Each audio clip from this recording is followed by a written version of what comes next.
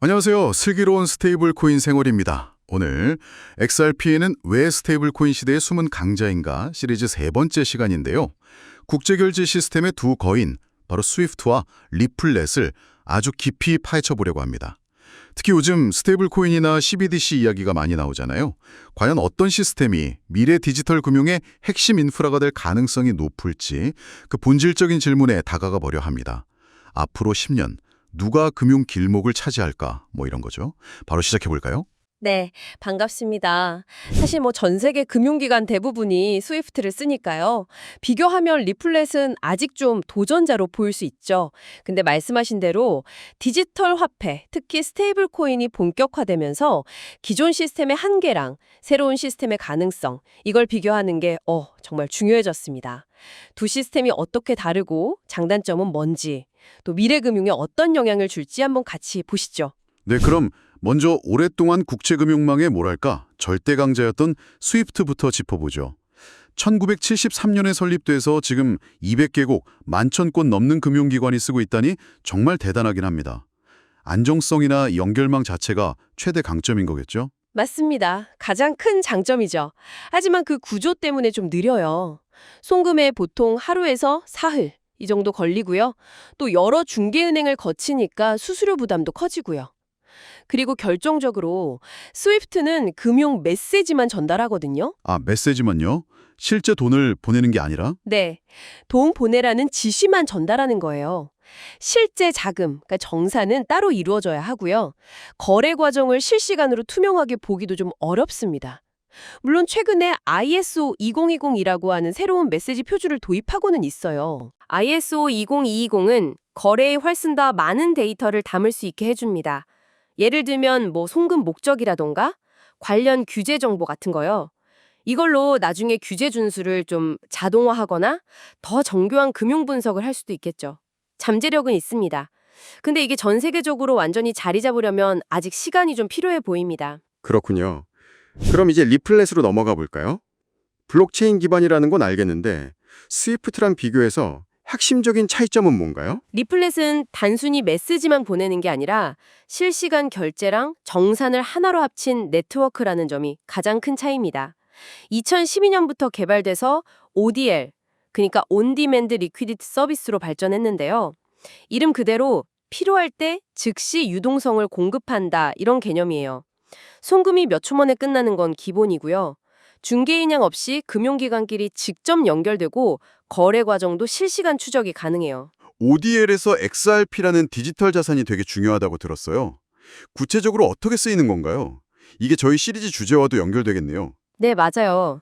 XRP가 바로 그 ODL에서 핵심 역할을 하죠. 국경 간 송금할 때 일종의 브릿지 통화, 그러니까 다리 역할을 하는 겁니다. 예를 들어 미국 달러를 필리핀 페소로 보낸다고 해볼게요. 기존 스위프트 방식은 여러 중개은행 거치고 환전하고 시간이 걸리잖아요. 근데 리플렛 ODL에서는 달러를 XRP로 딱 바꾸고 그 XRP를 거의 즉시 페소로 바꿔서 필리핀으로 보내는 거죠. 아하, 중간에 XRP를 거쳐서 순식간에 환전과 전송을 끝내는 거군요. 그렇죠. 이 모든 과정이 정말 거의 실시간으로 일어나니까 환율 변동 위험도 줄고 자금이 묶이는 시간도 거의 없앨 수 있습니다.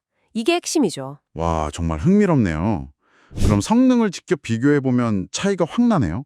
속도는 스위프트가 며칠, 리플렛은 그냥 몇 초. 비용도 중개 수수료 때문에 스위프트가 비싸고 리플렛은 훨씬 저렴하고요. 투명성도 리플렛이 실시간 추적되니까 더 높고 운영 시간도 리플렛은 24시간 365일 돌아가고요. 네, 맞습니다. 기술 기반 자체가 아예 다른 거죠. 스위프트는 기존 시스템 위에서 효율성을 조금씩 개선하려는 접근이라면 리플렛은 블록체인 위에서 아예 새로운 방식을 제시하는 셈입니다. 그래서 이미 리플렛은 PNC나 산탄데르 같은 주요 은행, 또 트랑골로 같은 핀테크 기업들과 파트너십을 맺고 실제로 쓰이고 있어요.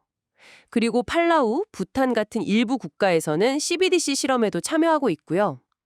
물론 스위프트도 CBDC 연동 실험을 하고는 있습니다만 아직은 좀 초기 단계라고 봐야겠죠. 그럼 앞으로 스테이블 코인 사용이 점점 더 늘어난다고 가정하면요. 당연히 더 빠르고 더 저렴하고 실시간 정산이 가능한 시스템에 대한 요구가 커질 텐데 이건 스위프트에게는 조금 불리한 환경이 될 수도 있겠네요. 그렇죠. 스위프트의 현재 구조로는 그런 실시간 정산이나 즉각적인 유동성 공급 같은 요구를 만족시키기가 좀 어렵습니다. 구조적으로요. 반면에 리플렛은 처음부터 디지털 자산, 그러니까 XRP 같은 걸 활용해서 국경 간 가치를 즉시 이전하는 걸 염두에 두고 설계됐거든요. 그래서 스테이블 코인이나 CBDC 시대에는 리플렛이 좀 더 유리한 위치를 차지할 수 있다는 평가가 나오는 겁니다. 말씀드린 블록체인 기반 실시간 처리, 직접 연결, 그리고 ODL 같은 특징들이 바로 그 이유죠. 네, 정리를 좀 해보면요.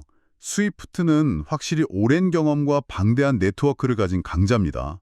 이건 누구도 부정 못하죠. 하지만 디지털 화폐 시대가 요구하는 속도나 비용 측면에서는 좀 한계를 보일 수도 있겠다, 이런 가능성이 보이고요.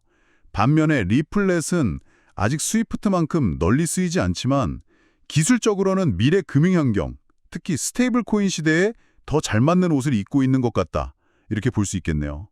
어쩌면 스테이블 코인의 부상이 리플렛 같은 시스템의 필요성을 더 크게 만들고 있는 건지도 모르겠고요.